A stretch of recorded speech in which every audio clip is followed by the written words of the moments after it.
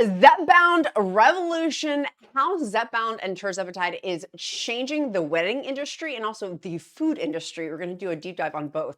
Hi friends, I'm Elizabeth, Countess of Shopping. I've lost over 112 pounds the last 2.5 years of being on Zepbound, mounjaro, Tirzepatide, not at the same time. Oops, not at the same time, but the combination of those is because of the shortages.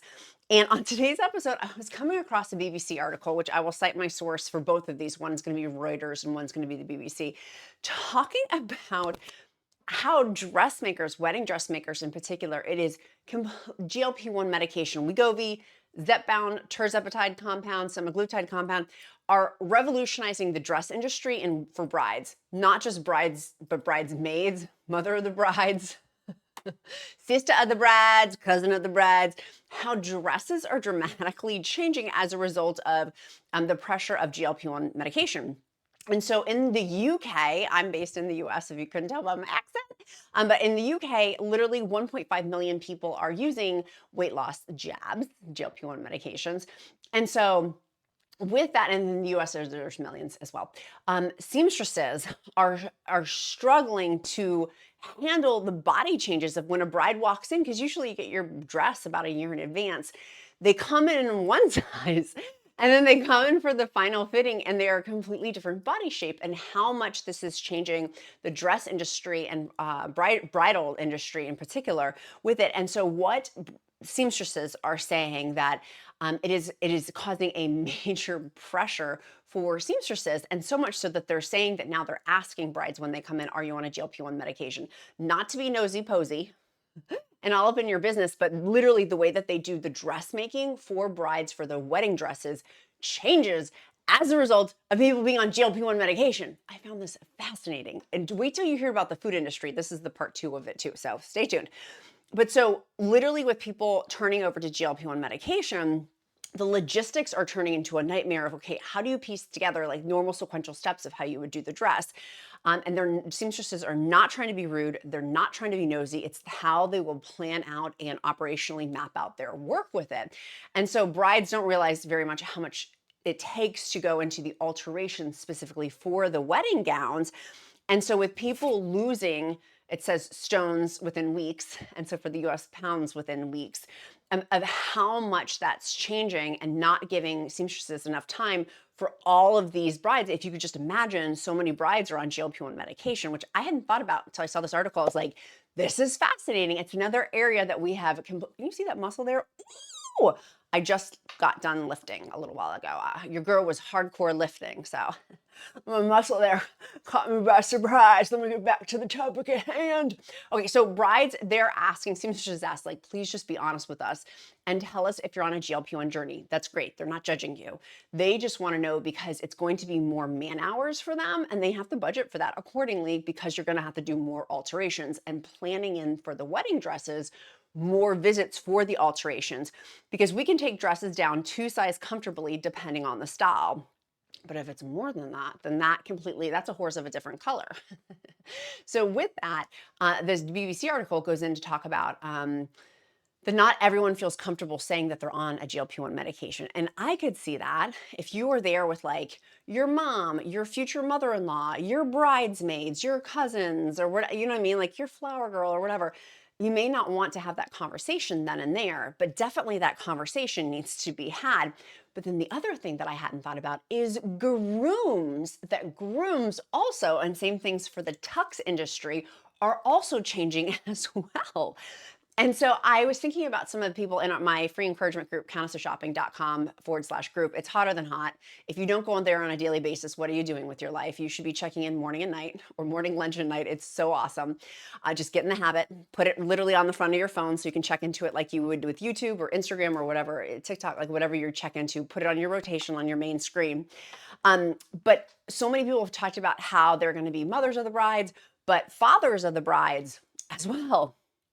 And with fathers of the brides and mothers of the brides, something for you to think about too when you're running your talks or getting your dresses as well. And so when I got married, definitely there was pressure to lose weight. I ended up gaining a ton of weight before my wedding. And so I had to get my dress extended out. And that's stunk. But for most brides, they go on like not crash diets, but kind of. And so with using GLP-1 medication, that's something of interest of how brides are and family members who are also in the weddings too.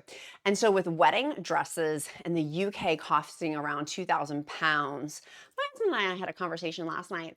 I was like, it's $1.50 US dollars to a pound. My husband's like, no, that's not so. It's a US dollar to 1 pound, UK pound. But then we checked, it's 1.3. So that's around my math. With my math, that's around like 2,700 US dollars for average wedding dress costs. And so if you did something like talking about how couples coming in for their dresses, it just changes a lot of things. But also the food. Now, this is the other thing that I have found fascinating as well. This was on Reuters, and I was like, oh, of course it does. Our shoppers are changing the food industry. Hello, I know we are. I know we are changing the food industry one bite at a time here at the ZepBound. We're one bite at a little time. I almost just snorted. Okay, so in Reuters, let's get back to being serious. Shoppers turn to smaller food brands, cutting into Unilever and Procter & Gamble profits. Okay, not P&G, because we got stock in that, honey. No, we don't have stock. My dad does, though, I think. Big Food's worst nightmares unfolding across U.S. supermarket aisles. Dun, dun, dun. Insert the crazy music. Reuters, who wrote this article from Reuters? It's Jessica DiNapoli. Oh my God, it was written by four different people. My word. So shoppers are wary of high prices and high processed packaged foods are increasingly buying smaller food brands and threatening to growth in $1 billion products conglomerates such as Unilever. So consider Hellmann's mayonnaise. By the way, who considers Hellmann's mayonnaise? We know it's Duke's mayonnaise all the way. Hello. Spoken like a true Virginian. Consider Hellmann's mayonnaise. It's one of Unilever's biggest brands globally. Is it really? The condiment is losing market share to less well-known rivals like Duke's mayonnaise. Which is founded by U.S. South and Mike's Amazing Mayonnaise, which is gaining traction in the U.S. Northeast, where it says the fastest growing condiment brands, both are priced less than Hellmann's. Duke's is the best. The 30-ounce jar of Duke's mayonnaise, for example, is priced below $5 versus Hellmann's $6.49 for the same size of that 30-ounce jar of mayonnaise.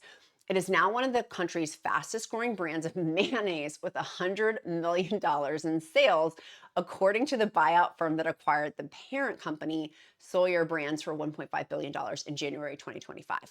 And so Duke's market share grew 9% from 6% in 2021. The sugar-free mayonnaise, see, this is where we're keying in on. The sugar-free mayonnaise is the country's 5th largest market share, behind Hellmann's and other Kraft, Heinz, and Unilever brands. So what they're finding with this, let's cut to the chase on this, is that where's the tie-in here? Oh, sorry, I'm trying to tie it back over to Is it because of the packaging? I thought this was all about the package. Did I click on the wrong? Why are we talking about so much about mayonnaise? Then it goes on to interviewing Adam Theo, 45 years old, of Arlington, Virginia, which is great because I'm from Virginia, but he switched to Duke's after a friend introduced him to the condiment years before. So volume, that's what it is, volume packaging, is that they're having pressure of volume packaging and makers of household staple condiments. Shoppers are drifting away from their products due to steep prices and fewer innovative products that shoppers would pay more for. And so with this, I found this fascinating that smaller food brands are cutting into. I thought this whole Reuters article was about smaller packaging because of GLP-1 medication. I apologize. Please forgive. Look at blooper, and I don't have time to record this because I got to go to the JMU football game. Please forgive me. I didn't mean to talk so much about mayonnaise. I thought that there was relating back to the packaging on this, which is true because there's so many new packaging that are making smaller packaging. But the problem that food manufacturers are having, and this is the point that I was trying to get at, is having smaller packaging with a smaller cost is not helping food companies, right? That's cutting into their bottom line. Like they want to have bigger food packaging or bulk packaging or things like that. And we're just not. I don't know about you, but our family is really conscious of like food waste and things like that. Like I try to be as best I can with food waste and not letting things go to waste. But sometimes it's very difficult. And I talked about this on my previous shows. Do I still have it? I do. My calendar, I gotta pull out my handy dandy calendar of like, if you have a shot date on Monday, for me, if my shot date's on Monday, Tuesday and Wednesday, I don't eat very many of my groceries. And so I don't like grocery shopping on Sunday, Monday, Tuesday, Wednesday if my shot date's on Monday, right? It just makes sense. The bulk of these on Tuesday, Wednesday, for this 48-hour period, I'm really not gonna eat very much. And so, and then I eat more on like over here on like Friday, Saturday, Sunday because of the half-life dose. And so with that, for sure, it has cut in with food and particularly junk food. I also don't know about you. Not that we would buy bigger, well, we would buy bigger junk food. Now when we buy junk food, we do not keep junk food at our house at all. If we're gonna go have junk food, like later on today, we're going to, and yesterday we did too, we will go out and purchase it and we'll get a small 1 serving size. And then if we don't eat it all, we'll throw it away, which again, food waste I don't like doing. But also I'm not gonna force feed myself an extra brownie, for example, or an extra ice cream. I want some ice cream, I'll order a kid's ice cream. And I don't know about you with your food choices, but I know, I feel so badly, by the way, about the mayonnaise. Do you forgive me? Please forgive me. I promise I'll make it up to you. I pinky promise I'll make it up to you. Maybe we'll do a giveaway here coming up. The Count has been talking about that. How about that will make up for this? But the point at which I'm trying to make is like if I go out for ice cream, for example, I am not wanting to get like a huge Haagen-Dazs, which I used to do quite frequently actually, not Haagen-Dazs, but like Ben and Jerry's, those pint ice creams. Now we'll go out and we'll go to like Sonic or something like that and get like the kid size ones or a local ice cream store that's here in my town and get the kid size. 'Cause I just don't want that much. Like I want my sweet tooth. I want my little dopamine hit and then toodaloo and move along. Like I just don't want. And so I know my junk food consumption has changed so much. We don't keep the extra in our house. We'll throw that away. I know some people who do. We used to keep junk food somewhat in our house. We just don't anymore. My husband and I both are like, we are so committed to our health and our health goals. And literally I went to go lift and I was like, I was racing because I wanted to beat my husband lifting because I wanted to lift first. Because I'm a psychopath like that. I was like, I'm gonna do it first. But then he's like, wow, you went to go lift. And I was like, I did. And he's like, I'm gonna go lift now too. And I was like, I know, I lifted first. But with that today, I was like, I don't want junk food. Like I just, later on today, we are planning to go out. We're gonna go to the JMU football game. And I know at that game, if you see me there, say, hey, I know I'm gonna have Skittles there. I'm gonna have one of their pretzels and the pretzels, football game pretzels are they put not butter, but it's fake butter on it. Like they're not low in calories. You would think that they would be, but they're not. And so with that, like I'm not going to be in a calorie deficit for today. You see what I'm saying? Because of the junk food. But the Skittles that I get there, I'll probably get one of these. They only sell king size Skittles at the football game. I'll eat probably a third of it, maybe a half if I'm feeling footloose and fancy free because I don't drink beer at the games like other people do. I'll maybe have a third of it. And if I have it, and then I'll save the rest. And that sucker usually sits in my pantry for like 2 or 3 weeks. For me, that is unheard of. I used to like pound king size candy bars and things like I would have 2 of those and still be wanting a third and then being like, I'm holding back, like white knuckling, not getting a more of a portion. And so I know the point in which that I really wanted to make was that the food industry has dramatically changed, but we're not really seeing that. And tell me if you sound off in the comments if you are, in terms of the packaging for like junk food type things, of these single serving things. Also, that has affected where we shop for our junk food when we go do that. And I know many of you are going to come at me and be like, we don't have junk food. Good for you. I'm not a Puritan. I wish I was. I aspire to be. Sorry, guys. I want to put cream on my hands. I'm gonna put this Be Poised on here, and this is the one, it's the for loose skin, and it burns. I don't really want to use I don't want Bernie on my hands. I don't want, I'll just, y'all know I continuously open, this is my favorite one, by the way, for loose skin, it's the Crepe Erase. I keep just opening up more and more of these containers before I use them out, and it makes me mental. Oh, here, we'll just use this. But I realize we don't when we go, like, is it Freaky Friday today? What is happening? Why is this firm? What is going on here today? What is happening? Is it Freaky Friday day? I'm just trying to, my hands are dry. I was just trying to moisturize them. was just trying to lubricate my knuckles. They were very dry. What is going on? Okay, I'm gonna stop doing that.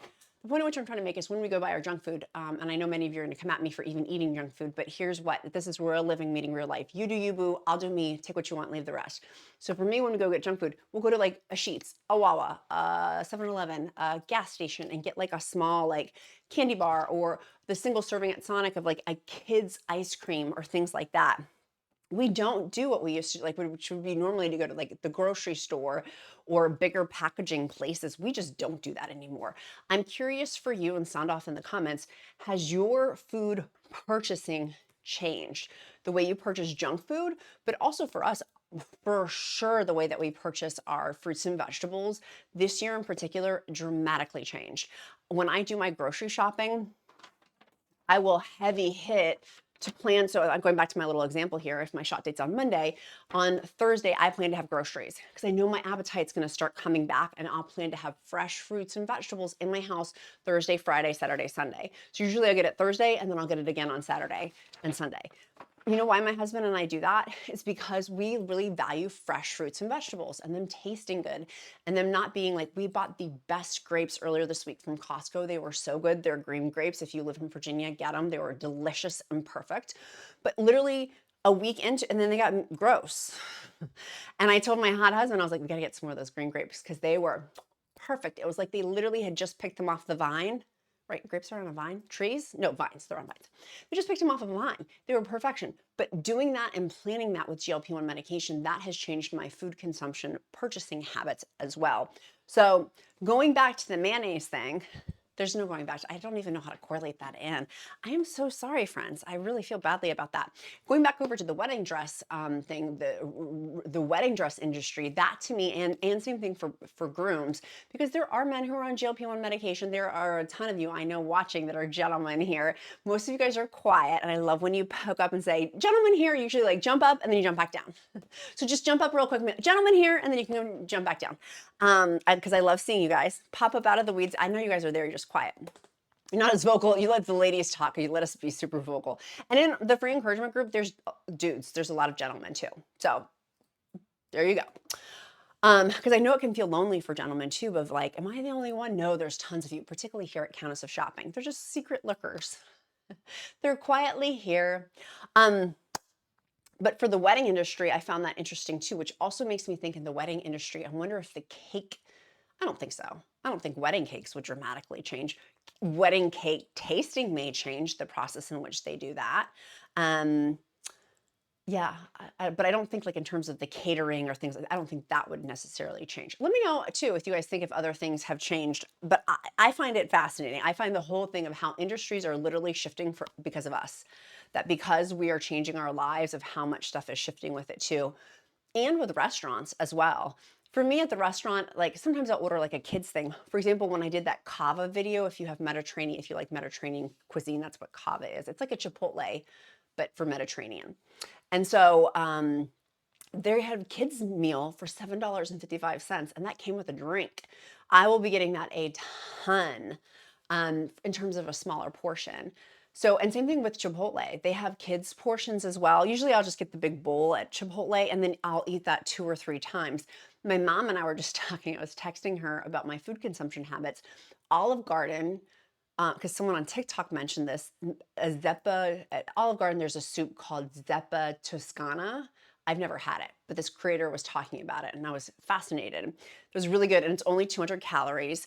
There's also a minestrone soup from Olive Garden that's only 100 calories, but you can get soup, salad, the salad's 150 calories, breadsticks, which I don't really care about, and then you can get an add-on meal for $6, and they have certain ones. So the whole thing was like 18 bucks. My mom and I were talking about it. I'm like, that's going to be at least 3, if not 4 meals for me.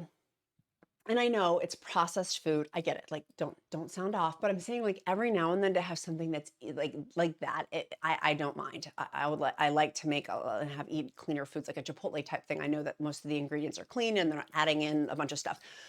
But I found that was fascinating. And I know you guys are about Elizabeth, Olive Garden, really? Yes, I know I'm a foodie and I'm talking about Olive Garden, but for like 3 or 4 meals for a GLP-1 person for pickup to get that for 18 bucks. I'll be doing a future video on that, but my mom and I were talking all about that. I'm like, that is how with GLP-1 medication, food choices have changed. I'm not eating the whole Chipotle bowl. I'm eating half of it or a third of it and saving for leftovers. We've gotten really good with leftovers. And I know you guys have too, as well. Or even if you're cooking at home, like you're probably cooking a lot less, like even crock pot meals. We're getting ready to heat up my crock pot again. And I know I will make substantially less quantity in my crock pot than I previously did even last year. Like I was looking at videos from this time last year. And even a year ago, I look different. Like my pictures, and I know over the last 2.5 years, I've dramatically changed. Hello, being over 300 pounds to where I am now, to where I'm like lifting. And even this, I feel like I look tighter, like from lifting now for the last few weeks. Has it been a month, last few weeks? Which reminds me, I need to schedule an appointment with my dietitian.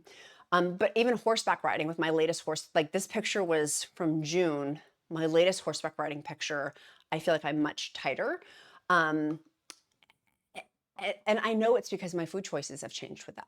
Like I've gotten really conscious of my calorie deficit and food choices. So by the way, if you're struggling over the last couple of weeks of like a weight plateau, check your water and check your calories. Not for forever, but maybe just for a week. And for me, that has very much, it hasn't been a week, it's been longer than that. But it's been so helpful for me to learn my portion control with that too. So this whole video started off talking about weddings, and then was supposed to talk about the food industry. It's morphed a little bit. That's okay. I promise after the holiday weekend, I know our UK friends are like Labor Day.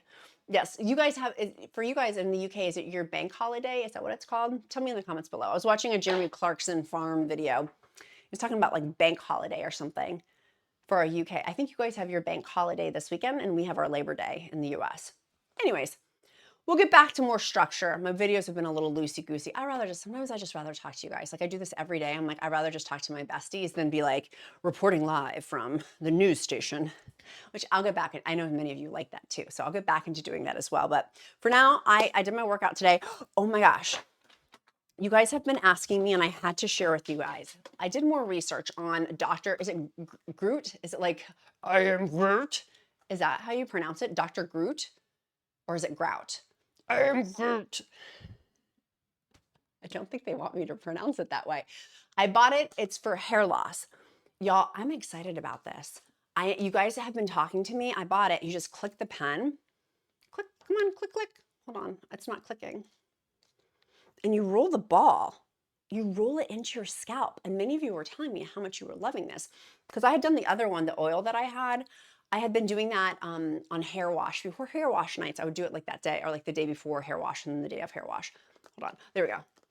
You go like this. Oh my God, it's leaking. Oh my God, it's leaking. Oh my God, it's leaking. I clicked it too much.